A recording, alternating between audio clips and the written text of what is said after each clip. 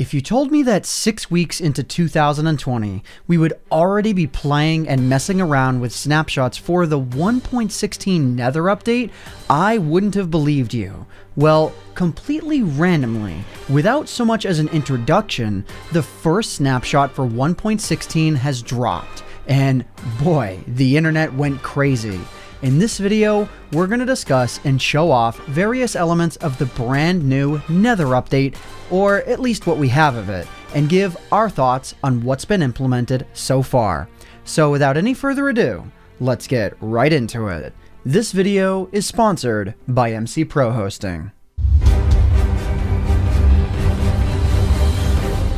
When it was announced that the first snapshot for the Nether update was going to be released, Michaelmcchill at least had genuinely thought, okay, we'll see some hoglins and that'll be awesome. And while, yeah, those mobs are in the game, that's genuinely all he expected to be a part of the first snapshot. He didn't get his hopes up. When we loaded up the snapshot, however, there was a ton. In the live stream that we did on his twitch.tv channel, checking out the snapshot, we were genuinely shocked at how much Mojang threw into the first snapshot for Minecraft 1.16. New biomes, new blocks, new ores, just a ton of new features all throughout. It was genuinely kind of shocking. In the first 3 hours that we explored, we definitely had our thoughts on most of the features that we found and were able to discuss with the audience. Excitement was certainly in the air, and honestly, for good reason. So let's talk about it. The first biome that we found was the Crimson Forest, a new fiery red place. Inside, crimson spores float throughout the air. It's just a particle effect, but it's absolutely gorgeous. It's something out of a mod, if you will.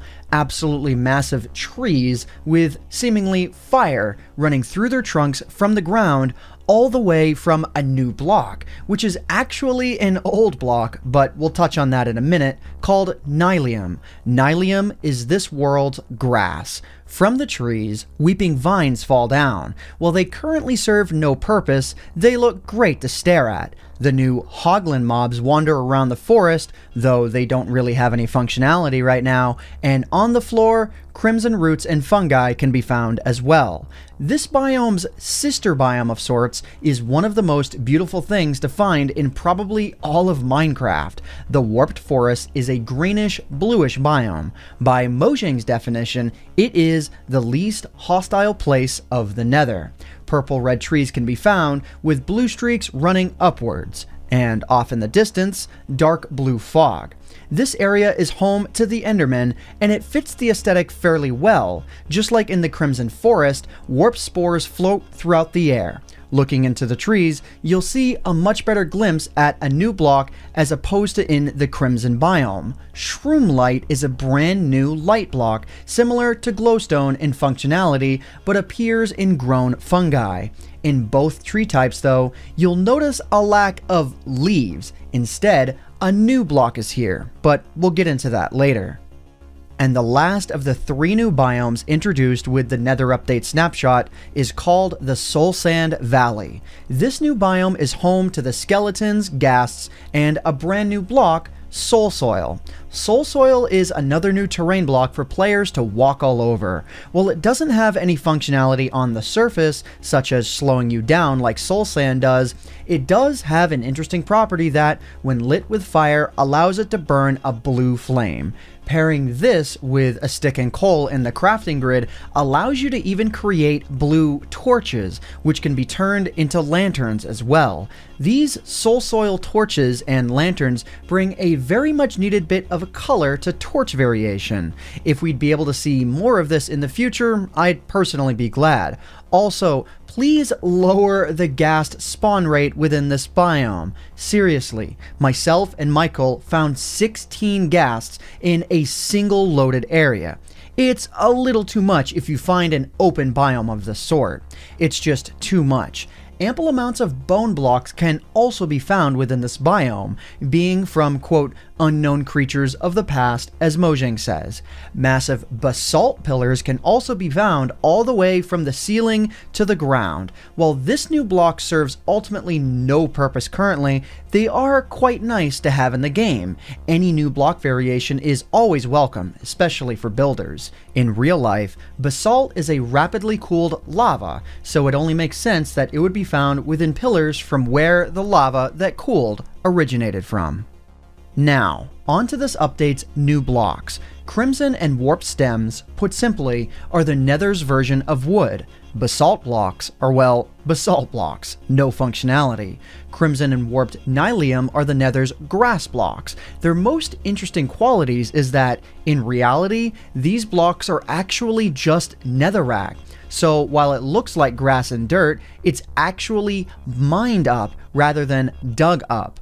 While it also seems to be a limited quantity block at first, since it only spawns within the biome and doesn't spread to other netherrack, you can actually quote-unquote multiply the block by using bone meal next to a, quote, source block, as you guys can see here. If netherrack isn't touching a block of nylium, it won't spread at all. Using bone meal will force its spreading, and as far as I'm aware, that's the only way to spread nylium. Nether sprouts, crimson roots, and warped roots spawn on the floor of these biomes and ultimately serve no functionality other than as a decoration. Aside from those, you can often find crimson and warped fungi as well.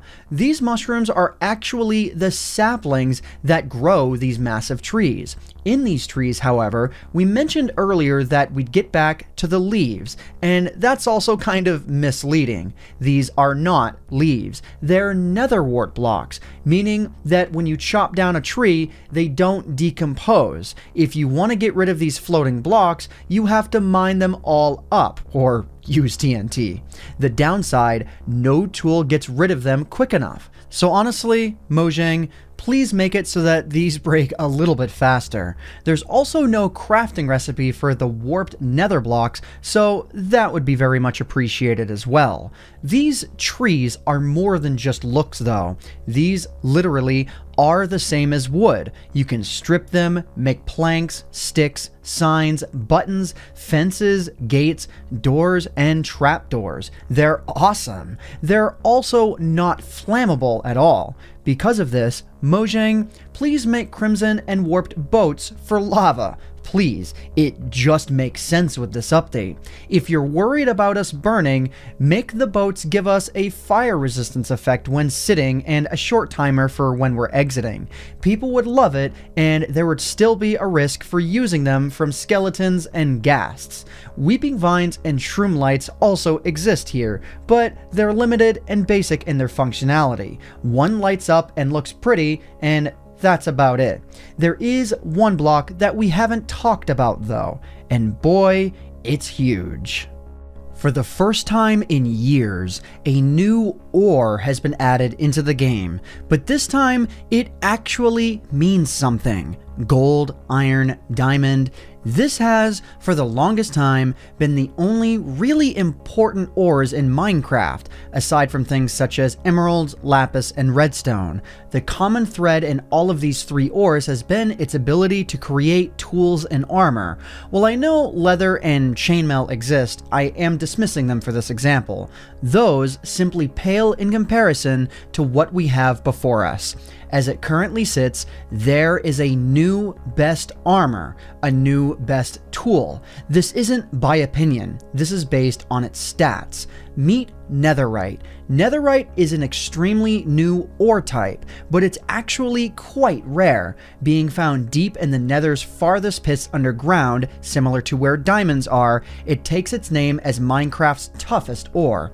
The downside, it's too easy and boring to get. While its functionality is extremely cool, and we will get into it, its purpose is immediately muddied. This isn't a prize to be won. If you want netherite, just dig down away from all of the cool new biomes that you're wanting to explore.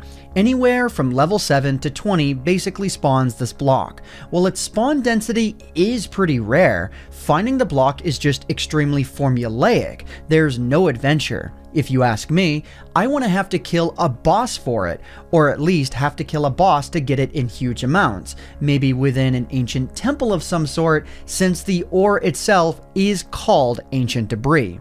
One of the only benefits is that to make a single ingot, you actually need to find 4 of the ore, smelt them down into scraps, and then use 4 scraps and 4 gold ingots to craft a single netherite ingot. After this, however, is where I have a problem. Want to get the new armor? Want to get the new tools? Use a single netherite ingot in a crafting grid with a diamond tool or armor piece, and bam, it is instantly upgraded. If you ask me, I hate it. It's too easy. I should need to craft the tool or armor by itself, or alternatively, upgrade diamond armor with 8 ingots and tools with 4, or as many ingots as it takes to make. 4 for boots, 5 for helmets, you get the idea. For this to be the best stuff, it's gotta be bigger. Make me work for it. Make me adventure for it. 1 ingot isn't really enough. If you're going to boost armor and weapons to this amount though, please make a boss fight where the person drops either netherite or scraps. That or a rare dungeon where we can find it. Make it an adventure that's more than just digging, please. These new armor and tools are the best though. Digging is faster with them, you hit harder with them, you don't get knocked back as much, which is a direct effect of the new armor, you take less damage. All around, netherite is tough. I mean, it doesn't even burn up in lava or fire. It's absolutely OP. Although, I'd also like to see horse armor for this type of stuff, or hoglin armor. Let me ride the hoglin. That'd be cool too. And finally, the last features. A locate biome command exists now. Thankfully, when 2 nylium blocks are touching a 3rd netherrack, we officially have the best coin flips in Minecraft, because when you use bone meal on the netherrack, there's a 50-50 chance of choosing one of the 2 blocks with bone meal, so I'd love to see some redstone addicts get on that. Nether fortresses seem more rare, because I believe they might only generate within the nether waste biomes, which in and of itself is more rare now since there's more biomes in the nether. And lastly, hoglins currently have no use at all, but they will in the future. So, alright, before I go ending off the video, a quick message from MC Pro Hosting. If you guys want to get a Minecraft server of your very own, then feel free to use the link in the description down below to get 25% off of your first month.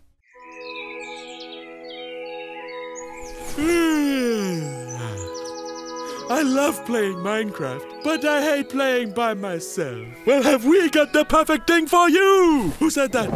Hello! Who are you? Did you know that you could be playing on your very own Minecraft server with the new villager plan from MC Pro Hosting? What? I'm glad you asked. The villager plan can handle up to 35 players at once and includes 2 whole gigabytes of RAM. Gigabyte? Yes! Gigabytes. The new villager plan from MC Pro Hosting. Get it now! Or get the little villager plan, available for iOS, Android, and Windows 10 edition. Woo!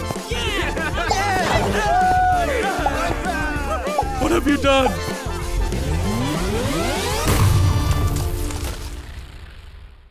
But what do you think? Are you a fan of what you've seen so far? Do you think Minecraft needs to tone anything down or push anything further? What are your thoughts on netherite? Let me know in the comments section down below. But other than that, that just about does it for me for now. If you guys enjoyed this video, please consider leaving a like on it, because it would really help out myself and Michaelmcchill, who co-wrote and edited this video, the channel, and the video quite a lot. But anyways guys, I hope you all enjoyed. My name is AntVenom, and I bid you all farewell. Thanks so much for watching.